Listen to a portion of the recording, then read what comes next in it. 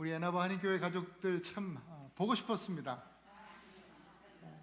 집 떠나서 여행을 하다 보면 많은 것들을 보고 경험하면서 또 배우게 됩니다. 그러면서 배우게 되는 것은, 또 깨닫게 되는 것은, 가장 큰 깨달음은 돌아와서 우리 집이 제일 좋다, 집만한 데가 없다, 이런 깨달음이 늘 있습니다. 저 역시 그랬습니다. 나가서 선교지를 여러 교회들을 방문하고 또 선교지를 방문하면서 깨닫는 것, 집이 제일 좋다, 우리 교회가 제일 좋다. 할렐루야. 조금 더 묵상해서 하나님 앞에 감사의 기도를 드리는 순간에 제가 엊그저께 또 돌아와서 하나님 앞에 감사의 기도를 드리면서 제 마음에 드는 생각이, 집이 제일 좋다, 그렇게 생각하는데 우리의 그 영혼의 본향, 하나님의 집, 이 하나님의 나라가 제일 좋은 곳임을 다시 한번 소망하며 또 깨닫게 되었습니다. 여러분, 가장 좋은 집, 하나님 나라를 소망하면서 평생 그렇게 감사로 신앙생활을 할 수 있는 저와 여러분들이 되실 수 있기를 축복합니다. 집에 돌아와서 맞이하는 첫 주가 이 땡스기빙, 감사의 주일입니다. 얼마나 감사한지 모르겠어요. 하나님의 이 계획하심에 정말 감탄밖에 나오지 않습니다. 한 해를, 우리 교회의 이 한 해가 11월 달로 이제 한 회기가 끝나게 되잖아요. 어느 마지막 주예요. 하나님께서 선교로 한 해를 마무리하게 하시고, 또 감사주일 함께 우리 온 성도들이 모여서 감사의 예배를 드릴 수 있게 하셨어요. 얼마나 기쁘고 감사한 일인지 모르겠습니다.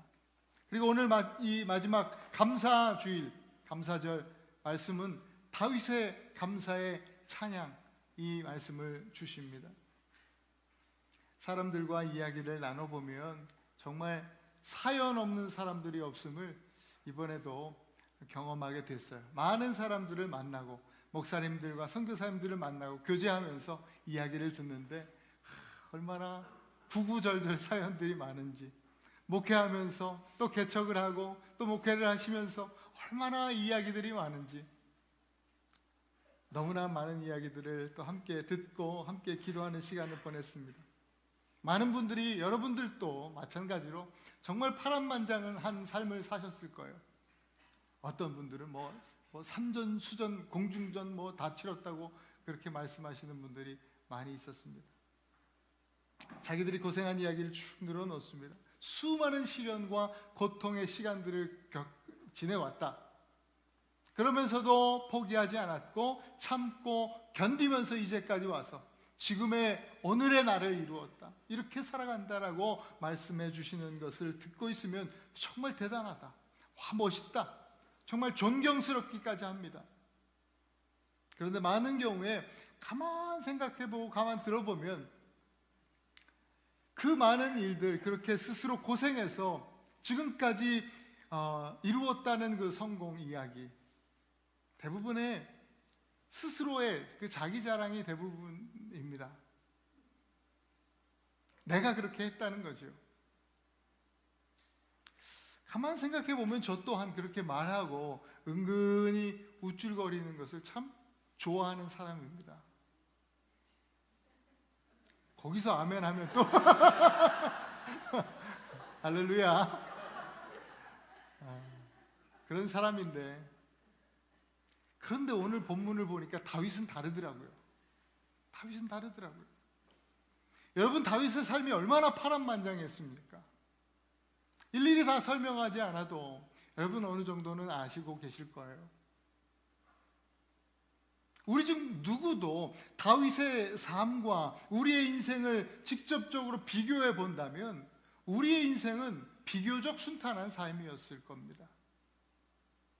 그런데 이런 삶을 살아왔던 다윗이 자신의 인생을 좀 돌아보면서 자기 얘기하지 않습니다. 자랑하지 않습니다. 자기는요, 하나님밖에 자랑할 것이 없다라고 합니다. 돌아보니까 하나님께서 하시고 하나님께서 동행하셨고 그 모든 것이 하나님께 감사할 것밖에 없다, 모든 것이 하나님의 은혜였다고 고백을 하고 있습니다. 오늘 그러한 고백이 바로 오늘 우리가 읽었던 본문 다윗의 감사의 찬양입니다. 그게 세 가지로 다윗은 감사하고 있어요. 첫째로 다윗은 이스라엘의 하나님께 감사합니다. 10절에서 다윗이 언급한 우리 조상 이스라엘의 여호와, 이스라엘의 하나님, 이 이스라엘은요, 통일된 12지파 이스라엘 나라를 이야기하는 것이 아닙니다. 여기 다윗이 말하는 이스라엘은요, 우리 조상 이스라엘이라고 했어요. 이스라엘이라고 하는 이름은 야곱에게 주신 이름이에요. 하나님께서 야곱에게 주셨던 이름이 바로 이스라엘입니다. 다윗이 언급하는 이스라엘은 바로 야곱입니다. 야곱. 여러분, 야곱은요, 에서의 동생, 작은 자로 태어났죠. 쌍둥이 동생으로. 그래서 태어날 때에 그 큰 자가 작은 자를 섬기리라 라고 하는 예언이 있었던 그러한 사람이 바로 야곱입니다. 야곱. 유독 흠이 많고 또 그렇게 부족함이 많고 연약한 자였습니다. 그럼에도 불구하고 하나님이 이 작은 자와 함께 해주셨어요. 동행해 주셨어요. 그리고 그를 복되게 하셨어요. 지금 이스라엘의 하나님, 작은 자의 하나님이라고 다윗은 선포하고 하나님을 바라보면서 다윗 자신도 야곱처럼 작은 자라고 고백하면서 하나님 앞에 작은 자의 하나님, 곧 뭐예요? 나의 하나님, 나의 하나님, 참 좋으신 나의 하나님, 주님을 찬양합니다. 이렇게 고백하고 있는 것입니다. 한번 따라합시다. 작은 자의 하나님. 이번에 우리 모든 성도들이 함께 후원하고 또 기도하면서 작은 자 이주형 또 김광하 형제를 파송했어요. 이들이 파송되어서 현장에서 사역하는 동안에 우리 온 교회의 성도들이 기도를 쉬지 않았습니다. 선교지에서 그것을 느낄 수 있었어요. 너는 복이 될지라 올해 우리 교회에 주신 표어처럼 하나님께서 우리 모두를 이 선교 사역을 통해서 복되게 하신 줄 믿습니다. 여러분, 인도차이나 반도에서요, 쌍텅이라고 하는 이 작은 마을, 이 작은 마을을 우리가 어떻게 압니까? 어찌 보면 알려지지 않은 땅이에요. 숨겨진 땅이에요. 세상 누구도 관심 갖지 않는 땅, 쌍텅.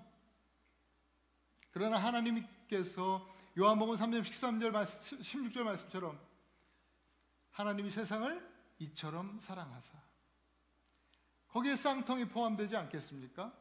하나님께서는 그 땅을 또 그 민족을, 백성들을 계속해서 주목해 보시고 사랑하셨습니다. 그래서 한 선교사 부부를 그 땅에 보내시고 몇몇 교회들을 통해서 후원하게 하시고 기도하게 하시고, 그 중에 또 우리 애나버 한인교회도 함께 후원하고 합력하게 하신 거예요. 그 숨겨진 도시, 어떤 면에서는 버려진 그 도시에, 그 작은 도시 쌍텅, 거기에 하나님께서는요 학교를 세우셨어요. 이 사회주의 체제에서 가장 효과적으로 하나님 나라의 복음이, 예수 그리스도의 복음이 전달될 수 있는 정말 통로 중에 가장 좋은 통로가 바로 학교라고 생각해요. 학교, 병원. 그 쌍텅 지역에 학교를 세우신 거예요. 공식적으로 선교사가 들어갈 수 없죠. 쌍텅 지역에 유일하게 계시는 그 선교사, 바로 우리 박 선교사님이시죠. 제가 이전에 한 7년 전에 방문했을 때는요 아무것도 없는 그냥 공터였어요. 담도 없었는데 거기에 학교가 세워졌습니다. 그때는 강아지만 뛰어놀던 땅이었어요. 개들이 천지야. 그냥 개들이 뛰어놀고, 옆집 닭이 쫓아와서 그냥 마당에서 놀고, 아니 닭들이 저렇게 풀어놨는데도 안 잡아먹어요? 동물들이 막 산이 있거든요. 족제비라도 나와서 야생동물들이 나와서 잡아먹을 것 같은데 저렇게 풀어놔도 괜찮냐고 물어보니까 선교사님이 하시는 말씀이, 아유, 이 동네 사람들이 그냥 산에 사는 동물이란 동물은 다 잡아먹는데요. 그래서 동물이 하나도 없어. 진짜로 신기하더라고요. 신기해요. 개미도 다 잡아먹는다고. 눈에 움직이는 건 다 잡아먹는데요. 정말 없더라고요. 한 번 라오스에는 그 쌍통에는 한 번도 동물을 본 적이 없어요. 그렇게 수풀이 우거졌는데도. 그런 땅에 학교가 세워진 거예요. 아무도, 강아지들만 뛰어노는 그 땅에 지금은 200명, 약 200여 명의 어린이들이 함께 그 학교에 나와서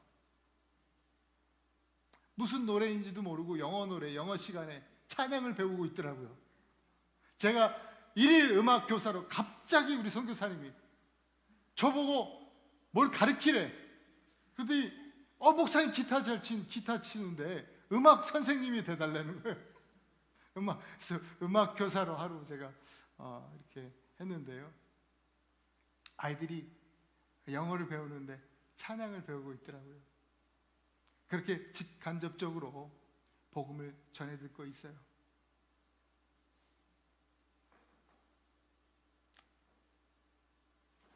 우리가 이 작은 마을 쌍통이 이스라엘 작은 자의 하나님 앞에 나와서 오늘 우리들처럼 감사의 예배를 드리는 날이 속히 오기를 함께 기도하기 원합니다. 아직 교회는 그 쌍통에 없어요. 제가 쌍통을 가서 같이 지내면서 또 떠나오면서 기도한 게 그것입니다.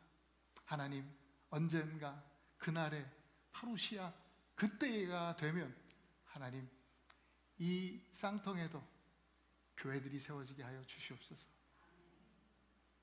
우리가 함께 기도하면 그날이 올 줄로 믿습니다. 여러분, 하나님은 자꾸 연약한 사람들을 사용해 놀라운 일을 이루십니다. 작은 사람은 어떤 사람이냐? 내가 그리스도와 함께 십자가에 못 박혔나니 그런즉 이제는 내가 산 것 아니요 내 안에 그리스도께서 사신 것이라. 이제 내가 육체 가운데 사는 것은 나를 사랑하사 나를 위하여 자기 몸 버리신 하나님의 아들 예수 그리스도를 믿는 믿음 안에서 사는 것입니다. 고백하는 사람들이 작은 사람들이에요. 작은 자들이에요. 오늘 우리가 이렇게 고백하는 하나님 앞에서 정말 작은 자의 하나님이라 그랬는데, 하나님 앞에 작은 자가 되어서 늘 우리를 도우시고 인도하시는 하나님의 능력을 경험하는 우리가 될 수 있기를 축복합니다. 정말 쓸모없는 사람도 쓸모있게 쓰시는 우리 하나님께 감사의 예배를 드리는 저와 여러분 되실 수 있기를 축복합니다. 두 번째로 다윗은요, 주인 되신 하나님께 감사를 드립니다. 우리 한번 따라합시다. 주인 되신 하나님. 다윗은 11절에 천지에 있는 것이 다 주의 것입니다. 또 12절에서는 진정한 부와 영광은 주님께로부터 온다고 했습니다. 다윗이요, 진정으로 기뻐하고 감사하는 이 핵심적인 오늘 감사의 핵심 내용은 구체적으로 무엇에 대해 감사하고 있느냐? 사실 다윗이 성전을 짓고자 하는 소원이 있었잖아요. 근데 성전은 솔로몬이, 그 아들 솔로몬이 이 성전 건축을 이루었지만 그 성전 건축을 위한 헌금은 다윗의 때에 다 되어집니다. 그래서 풍성하게 하나님 앞에 이 성전 건축을 위한 헌금이 드려진 것에 대해서 지금 다윗이 감사하고 있는 거예요. 오늘 본문 앞서서 여러분들이 읽어보시면 이 다윗이요, 헌금을 했던 그 내용들이 기록되어 있는데 다윗 혼자 한 게 아니에요. 왕으로서 다윗 혼자 준비한 게 아니라 거기 보면 6절에 보면 모든 가문의 지도자들이, 모든 지파의 지도자들이, 또 천부장, 백부장, 그리고 왕의 사무관들이 헌금을 했다 기록하고 있어요. 9절에도 보면 모든 백성들이 자원하는 마음으로 하나님께 기쁨으로 드렸다 그렇게 기록하고 있습니다. 여러분, 하나님의 일은 혼자 하는 게 아닙니다. 함께 합력하여 선을 이루는 것입니다. 이 교회 마찬가지 하나님 나라 사역 아닙니까? 목사 혼자 하는 게 아닙니다. 몇몇 세워진 장로들이 하는 게 아니에요. 우리 모든 성도들이, 어른들에서부터 시작해서 우리 저희 중고등부 아이들, 우리 주일학교 아이들까지, 우리 심지어 유아부실에 있는 우리 자그마한 우리 유아들까지도 함께 합력하여 하나님의 나라를 이루어가는 것인 줄 믿습니다. 여러분, 오늘 이 말씀을 잘 보면 특징이 있어요. 왕 다윗으로부터 시작해 백성들까지 억지로 헌금하지 않았습니다. 즐거이 기쁨으로 드렸다라고 합니다. 그럴 수 있는 이유는 이 사람들 모두가, 하나님의 백성들이 예배하면서 즐거이 기쁨으로 드릴 수 있었던 것은 이것이 이 물질뿐만 아니라 나의 인생의 주인이 누구인지 확실히 알았기 때문이에요. 하나님의 주인 되심을 아는, 하나님의 주인 되심을 믿는 사람은요, 삶에 감사가 넘칩니다. 이런 자들이 복이 되는 거예요. 이번 선교를 위해서 여러분들이 기쁜 마음으로 헌금을 하셨습니다. 각 지역을 위해서 지명 헌금을 하신 분들도 계시고, 또 몇몇 분들은 저에게 직접 경비에 보태라고 또 헌금을 전해 주셨습니다. 성전을 위해 풍성한 헌금이 드려진 것에 감사했던 다윗의 감사가 이번 선교를 통해서 저에게도 있었습니다. 선교지에서 부족함이 없이 사용할 수 있었어요. 선교사님들에게도 큰 위로와 격려가 되었습니다.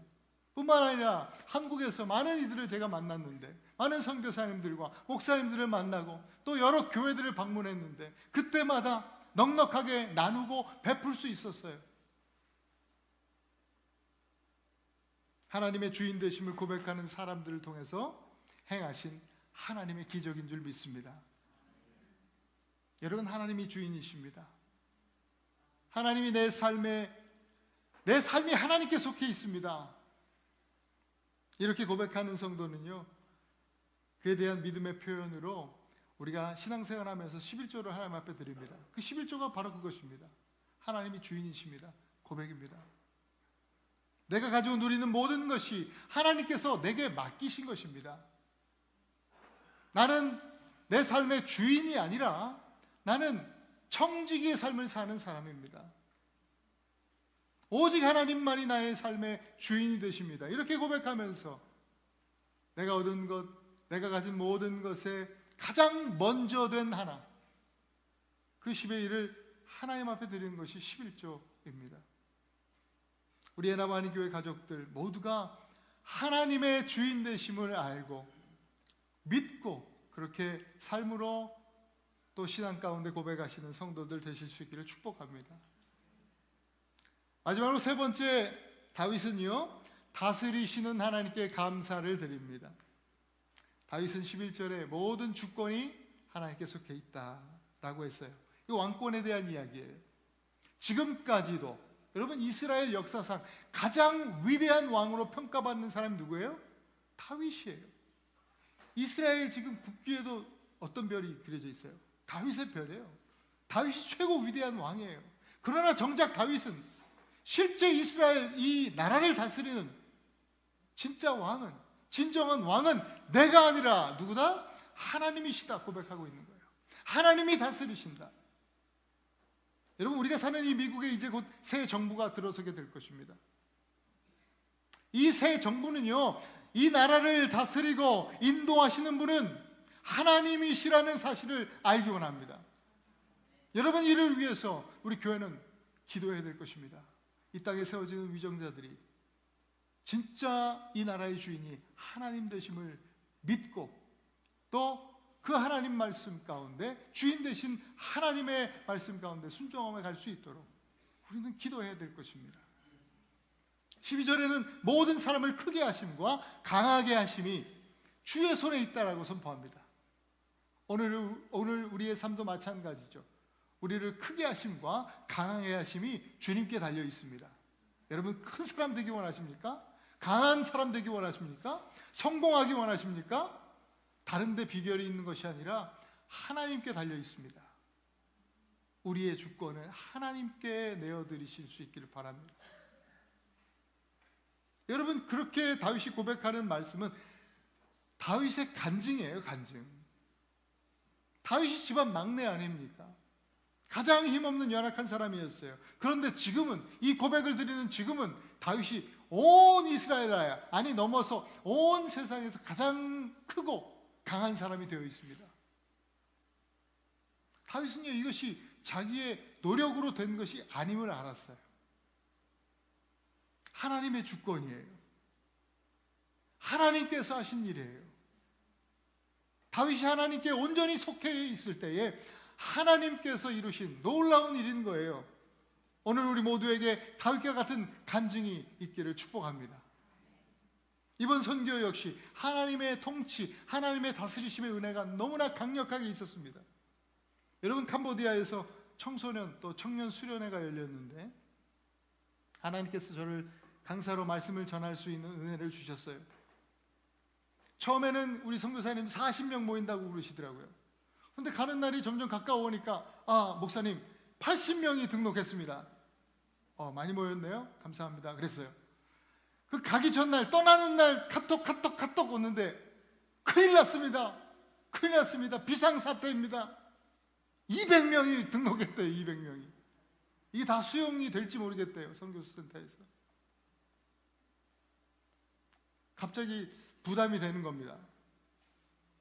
다른 부담보다도 제가 준비한 이 말씀이 하나님 나라에 대한 말씀이었는데 얘네들이 이걸 충분히 이해하고 이 말씀을, 이 복음을 받아들일 수 있을까? 이 친구들한테 너무 이 말씀이 좀 어렵고 힘들지 않을까? 뭐 이런 생각들, 이런 염려들이 가득했어요, 사실. 그런데 실제로 수련회 가운데 말씀을 전하니까 다시 깨닫게 하신 것이 있어요. 이 복음이라는 것이 머리로 이해하는 것이 아님을 다시 한번 깨달았어요. 복음은 그저 믿음으로 받아들이는 거예요. 조금 어려웠을 수도 있으나 그들이 하나님의 말씀을, 복음을 믿음으로 받아들이면서 수많은 청년들이 회개하는 모습을 보았어요. 수많은 청년들이 선교사로 헌신을 하는 거예요. 어떤 친구는 선교사로 헌신하는데 선교사님이 다음날 진짜 선교사 헌신하는 친구는 하루 금식해라. 그랬더니 뭐 한 수십 명 선교사로 했다가 다 손을 내리더라고요. 금식하려니까 몇 명 안 남았어. 그래도 뭐 한 20몇 명이 선교사 되겠다고 헌신했어요.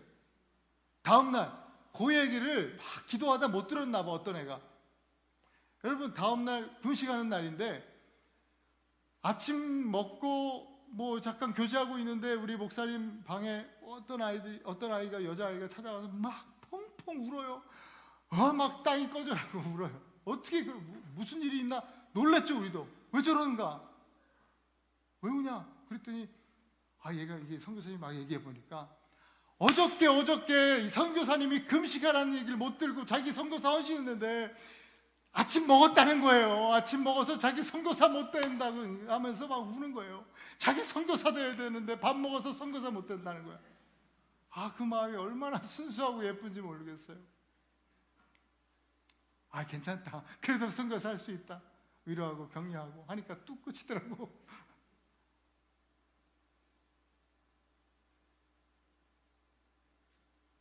수많은 청년들이 하나님 앞에 삶을 드렸습니다. 그 가운데 12년 동안 말을 하지 못하다가 예배 가운데 예배 후에 이제 기도할 때 입이 열리고 또 말을 하는 자매, 그 놀라운 이적도 하나님께서 우리에게 보게 하셨어요. 우리 김가하 집사님 비전 강의를 하셨는데 집사님을 통해서 수많은 청년들이 비전을 주셨어요. 제 말씀 시간보다 더 은혜로웠어요. 많은 애들이 막 비전을 받고 자기 나라 캄보디아를 넘어서 온 세계 열방까지 큰 꿈을 갖게 되는 거예요. 많은 아이들이 이 집사님 또 메시지를 듣고 나와서 간증을 했어요. 도전과 은혜가 되었습니다. 여러분, 하나님의 통치가, 다스림이 임하는 바로 그것이 하나님 나라입니다. 하나님은요, 하나님의 통치 방법은 사랑과 공의입니다. 사랑과 공의, 그 하나님의 사랑과 공의는 십자가를 통해 나타나는 거예요. 저와 여러분들의 삶 속에서 하나님의 사랑이 가득하여서 우리 삶의 모든 미움이 떠나가기를 축복합니다. 그게 하나님의 통치입니다.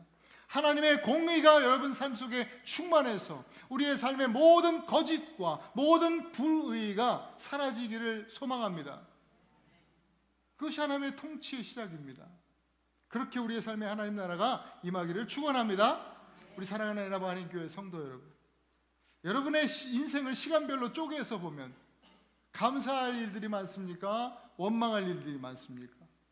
힘들고 고통스럽고 눈물 흘리고 어려운 순간들이 시간을 쪼개서 나누어 보면 훨씬 많을 겁니다. 저 또한 그렇습니다. 여러분, 그러나 우리는 시간을 쪼개서 몇 대 몇 그렇게 수적으로 우리 인생을 평가하지 않습니다. 누가 보아도 어렵게 힘들게 참 고통스럽게 살아온 사람이지만, 어쩌면 지금도 그러한 삶을 계속해서 살아가고 있는 사람이지만, 어떤 우리 성도님들은 그럼에도 불구하고 하나님 앞에 감사합니다. 아마 여러분들도 지금 고통의 순간을, 눈물의 시간을 보내는 사람들이 있을 겁니다. 우리 성도님들. 그러나 그럼에도 불구하고 오늘 이 자리에 이 감사절 예배에 참여하여 하나님 앞에 눈물을 흘리며 감사드리고 계십니다.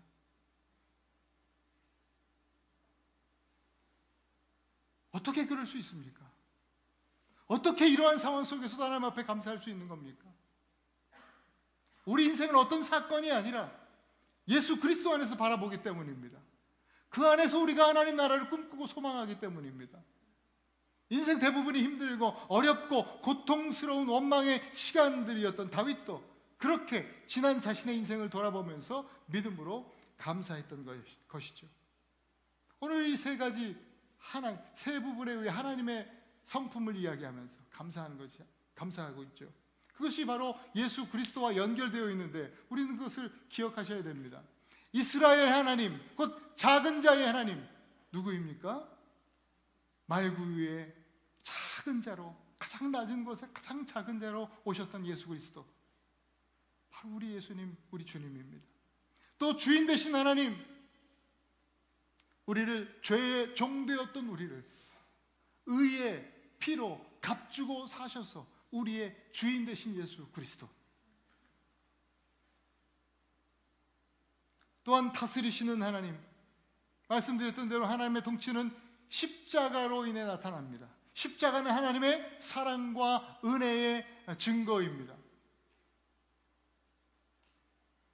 우리를 끝까지 사랑하시는 하나님의 사랑, 모든 거지와 불의, 그리고 모든 죄의 권세를 파하시고 멸하시는 하나님의 공의, 바로 그것이 하나님의 예수 그리스도의 십자가입니다. 그 아래, 하나님의 그 통치 아래 살아가는 사람들은 바로 예수님처럼 십자가를 지는 사람들이에요. 마태복음 16장 24절 말씀처럼 누구든지 나를 따라오려거든 자기를 부인하고 자기 십자가를 지고 나를 따를 것이니라. 말씀에 순종하는 사람들이 바로 하나님의 통치 아래 살아가는, 하나님 나라를 살아가는 하나님 나라 백성들이죠. 이렇게 예수 그리스도 안에서 날마다 감사하심으로 승리하고 복이 되는 삶을 사실 수 있기를 주님의 이름으로 축원합니다. 계속해서 우리 김광화 형제님께서 말씀을 이어가시겠습니다. 선교제에서 있었던 생생한 하나님의 은혜를 함께 나누어 주실 때 큰 은혜가 있으시기를 바랍니다.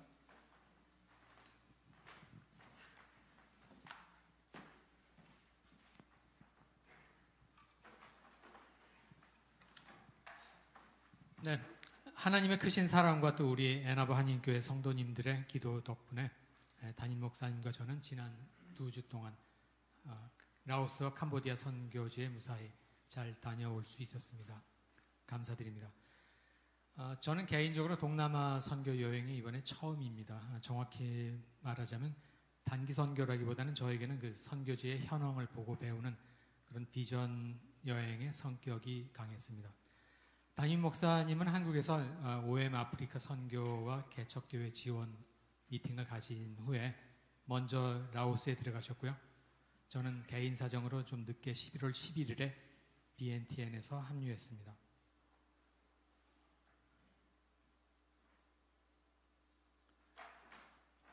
네,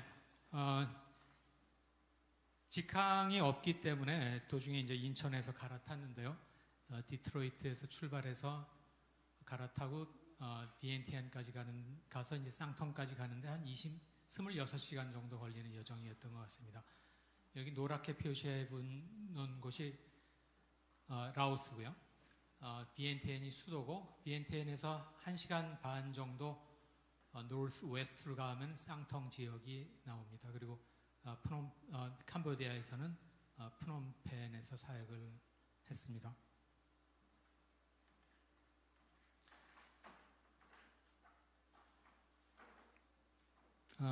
박성천 선교사님, 김성남 선교사님 부부는 장로교 목사님으로 미국 캔자스에서 목회를 하시다가 선교의 부름을 받고 라오스로 파송되셨습니다. 여기서는 유아원, 유치원부터 시작해서 초등학교 4학년까지 지금은 200명의 학생들을 대상으로 20명의 현지 교직원들과 같이 쌍통 지역의 글로리 초등학교 사역을 20년 동안 해오고 계십니다. 감사하게도 우리 애나바 한인교회는 지난 7년간 선교 재정을 지원해오고 있습니다. 사회주의 국가인 라오스에서는 선교가 엄격히 금지되어서 위반이 적발될 경우에 추방되고 재입국이 불가능하다고 합니다. 현재 한국 선교사 123가정이 그래도 그곳에서 사역 중이고요. 쌍통 스쿨에서는 학생들에게 직접적으로 또 정식으로 복음을 전하지 못하고 있지만 아까 목사님 하신 대로 비전을 가지고 장래를 바라보고 하고 있습니다. 일부 교직원들에게 암암리에 이제 성경 공부를 시키고 있는데 역시 위험 부담을 가지고 해야 되는 사역이겠죠. 매일 아침 선교사님 부부가 집에서 현지어로 예배를 드리고 그 예배가 하루 선교 사역의 시작에 깊은 의미로 느껴졌습니다. 여러 해에 걸쳐서 증축돼서 오늘에 이른 그 캠퍼스의 전경입니다. 생각보다 규모가 훨씬 컸고요. 또 앞으로도 주위 땅을 조금 더 매입해서 확장할 계획이라고 하셨습니다. 학교 로고입니다. 십자가와 성경책을 의도해서 도안했는데 현지에서는 그냥 별하고 뭐 책으로 그렇게 인식을 합니다. 제대로 십자가 복음의 의미가 이해되고 전파되는 날이 속히 오기를 기도했습니다. 학교에서는 이제 아침 조회로 한 주를 시작합니다.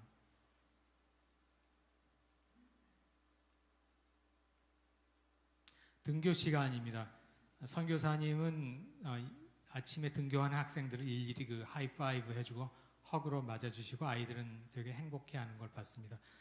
모터사이클하고 승용차로도 등교하지만 이렇게 트럭을 개조한 교통수단을 이곳에서는 흔히 볼 수 있습니다. 수업 시작 전에 교실하고 식당입니다. 모던하고 잘 꾸며지고 깨끗하고 아이들이 학교를 좋아하는 걸 봤습니다. 우리 일행의 방문을 환영하는 전교생의 그 퍼포먼스로 과분한 환영을 받았습니다. 그리고 전교생과 같이 사진을 찍었습니다. 애나복교회에 인사드리는 모습입니다.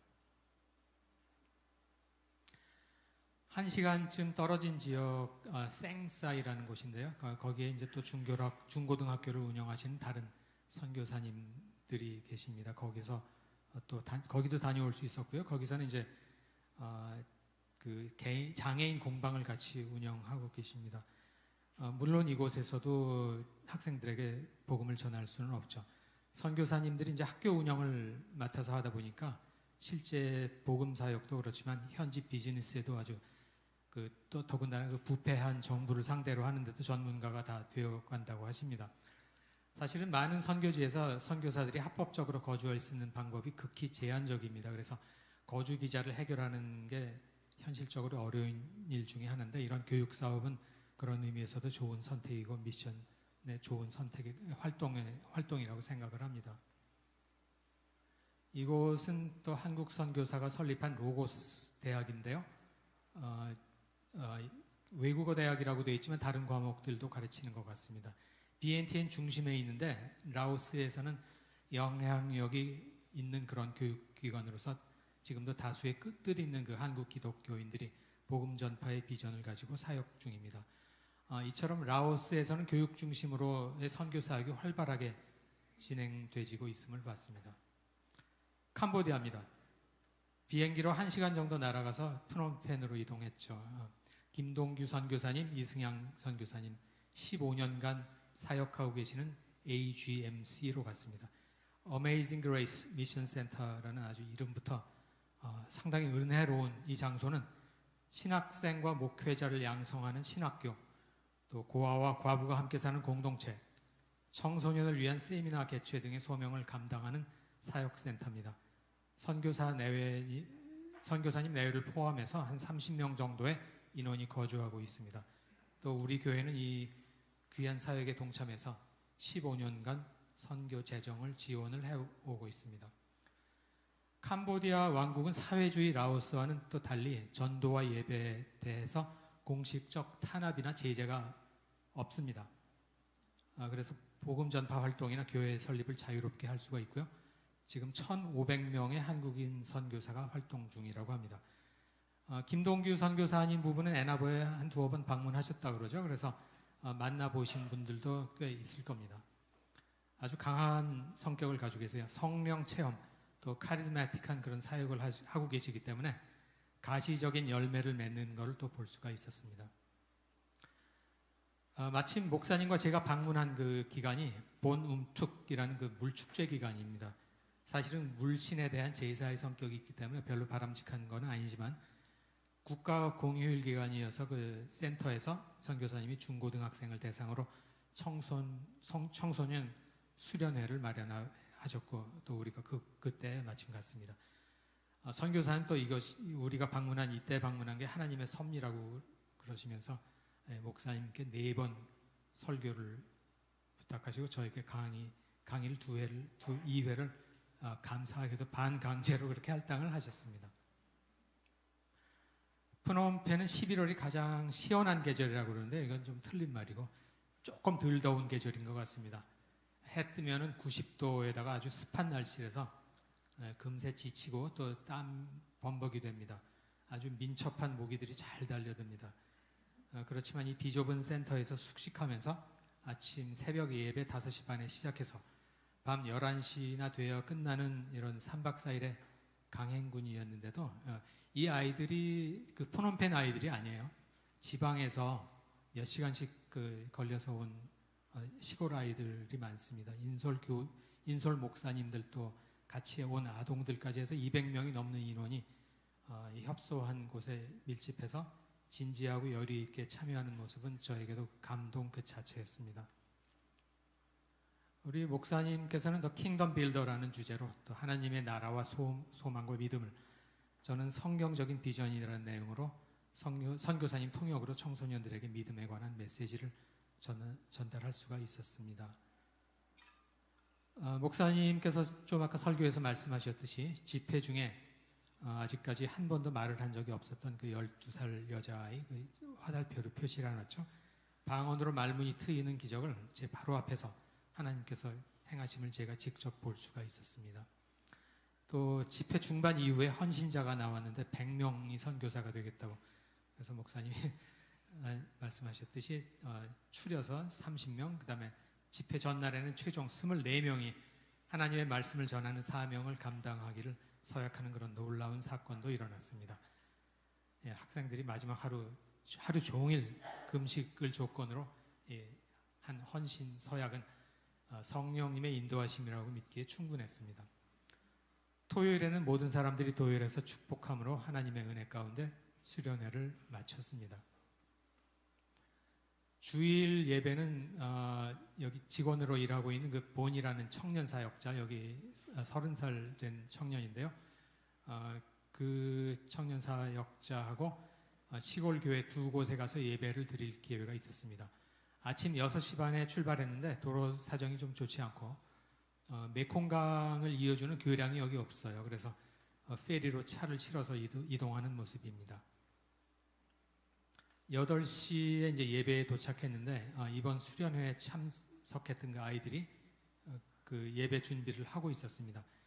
예배는 성인 1명, 그 외에는 모두 학생들 아이들이었고 이 포르크사이 교회, 이 건물은 한국교회에서 헌당한 그 명패가 보였습니다. 찬양하고 본이 형제 설교로 은혜로운 예배를 마치고서 목사님께서 본이 형제와 아이들 모두 일일이 축복하셨습니다. 두 번째 예배당입니다. 10시에 한 10분 정도 자동차로 달려서 갔는데 아까 같이 예배드린 아이들이 미리 와서 다시 교회 청소와 예배 준비를 하고 있었고 교회 예배에 상당한 협조를 하고 있었습니다. 이 교회 건물도 한국교회에서 2012년에 봉헌한 것으로 되어 있는데 예배당을 몇 년 동안 사용하지 못했다고 합니다. 주위 주민들이 또 쓰레기를 갖다 버리고 건물이 좀 파손이 됐고 아마 좀 좋지 않은 감정도 있었던 모양입니다. 교회에. 그리고 개미, 도마뱀 아주 환영을 해줬습니다. 이곳에서 예배 역시 25명의 아이들만 예배를 드렸습니다. 그 중에는 부모의 반대에도 이 예배를 참석하는 아이들이 있다고 합니다. 이로써 공식 일정을 모두 마치고요. 목사님 제안으로 센터 식구들 모두 같이 그 도미노 피자를 주문해서 피자 파티를 했습니다. 여기에는 선교사님 부부, 그 다음에 선교사님이 양아들, 양딸 5명, 그 다음에 여기 신학생들, 그 다음에 과부, 그 다음에 고아들, 그래서 다 같이 좋은 시간을 가지고 이제 작별을 하고 11시 45분 밤 비행기로 이제 인천행 비행기에 올랐습니다. 인천까지 가는 5시간 동안은 아마 목사님도 마찬가지셨을 거고 저도 그렇고 아무 기억이 안 납니다. 그냥 엄청나게 잘 잤습니다. 그리고 이제 디트로이트행 비행기로 갈아타고 나서 여러 가지 좀 생각을 정리를 해봤습니다. 라오스, 캄보디아 두 나라 모두 처음 가봤는데 대체로 사람들이 느긋하고 온순해 보였습니다. 두 곳 다 소승 불교 국가인데 캄보디아에는 힌두교가 더 많이 혼합된 것 같습니다. 별 이상한 그 동물의 형상을 많이 만들어 놓고 있는 것 같았어요. 우상을 섬기는 그 불교 사원들이 생각보다 엄청나게 많았습니다. 이 불교가 생활 가운데 아주 깊숙이 자리 잡은 것 같았습니다. 공통적으로 산업과 양질의 직업이 절대적으로 부족해서 청년들에게 희망이 많지 않은데 특히 그 캄보디아는 킬링필드 이후에 우민화가 심각하다고 합니다. 이곳에 복음이 속히 전해져야 되겠다고 생각을 했습니다. 또 그곳에서 순종하는 하나님의 자녀들을 통해서 하나님께서 역사하고 계심을 확실히 또 봤습니다. 우리 교회 성도님들의 헌신인 재정적 서포트가 또 의미 있게 사용되고 있는 현장을 보았습니다. 이번 기회를 통해서 라오스, 캄보디아의 그 일반적인 선교 방해 요소가 뭔지 한번 생각해 볼 기회를 가졌습니다. 재정과 또 시간이죠. 이거는 뭐 공통적으로 해외 선교를 하려면 우리가 큰 헌신을 해야 되는 건 사실입니다. 그 다음에 생소함과 또 막연한 데서 오는 그런 불안감이 있습니다. 뭐 라오스의 탄압이 어떤지 아니면 불교 신자 중에도 좀 과격한 사람이 있는지 제가 가서 이번에 느낀 거는 중동보다는 훨씬 안정되고 또 소프트한 그런 곳이라고 느꼈고요. 우리가 랭귀지가 전혀 준비가 안 되면은 전혀 말이 통하지 않습니다. 그래서 이런 것도 제약이 될 수 있고요. 또 우리는 미국에 살다 보니까 좀 편한 생활에 스포일이 돼서 또 음식이 안 맞을 수도 있고 또 잠자리가 불편할 수도 있고 또 교통 수단이 좀 불안하다고 느낄 수도 있을 겁니다. 또 말씀드린 대로 엄청나게 더워요. 아까 모기 얘기를 했는데 이게 그냥 모기가 아니라 그 뇌염 모기들이 좀 있어서 라오스 선교사님께서는 얼마 전에 뇌염 모기 물리셔서 좀 고생을 많이 하셨다고 합니다. 그리고 뭐 귀여운 도마뱀도 있는데 이런 거 좀 무서워하시는 분들도 있을 거고요. 그런데 이런 것들은 사실 며칠만 지나면 서서히 극복이 되기 시작합니다. 또 어떤 분들은 빨리 극복하시고요. 저에게는 가장 심각한 그 방해 요소가 뭐였냐면 무관심이었습니다. 나하고 상관없는 사람들 또 누군가가 하겠지. 필리핀은 이미 충분히 복음화가 되어 있는데 무슨 선교? 21세기의 불교는 쇠퇴하고 있으니까 극복이 아주 쉬울 거다. 뭐 그런 고정관념을 제가 가지고 있었는데 이것이 모두 다 틀렸다는 걸 알았습니다. 이번에 항상 선교지에서 돌아올 때마다 며칠간은 그곳 사람들의 모습이 뇌리에서 잘 지워지질 않습니다.